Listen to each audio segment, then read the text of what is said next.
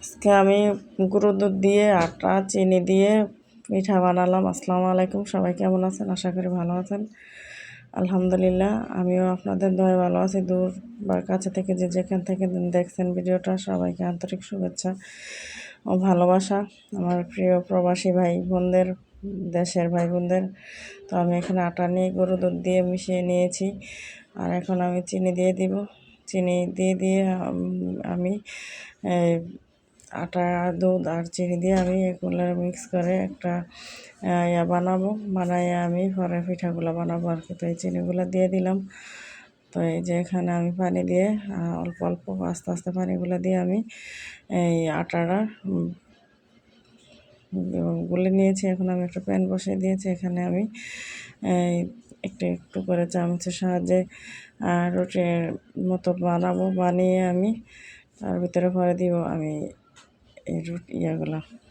তেল ছিল তো এই জন্য একটু প্রথমবারই হয়ে গেছে। এখন আমি উল্টিয়ে দেব রুটিটা। তো আমার ভিডিওটা যদি কেউ ভালো লেগে থাকে তাহলে একটা লাইক কমেন্ট শেয়ার করবেন। আর একটা লাইক কমেন্ট শেয়ার আমি অনেক উৎসাহ পাই, আর খুব খুশি হই আমি। সবাই আমার পাশে থাকবেন, আমিও আপনাদের পাশে আছি। দেখেন আমার একটা পিঠে প্রায় হয়ে গেছে। তা আমি এখন এটারে উল্টে পাল্টে ভালো করে নেবে যে আমার পিঠাটা এমন হয়েছে দেখেন। তা আমি পিঠাটা উঠিয়ে নেব।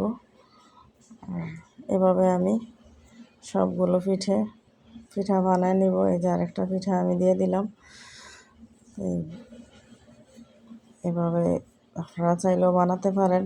আমার কেমন হয়েছে, রান্না হচ্ছে একটা আর্ট, যে একই কাজ মানে এক একজন এক একভাবে করে। আমি কেমন করে জানি না, যতটুকু সম্ভব আপনাদের কাছে প্রেজেন্ট করার চেষ্টা করি। আর এই যে আমার পিঠা আরেকটা হয়ে গেছে। আর দেখেন আমার সবগুলো পিঠা এক এক করে হয়ে গেছে। কেমন হয়েছে জানাবেন পিঠাগুলো।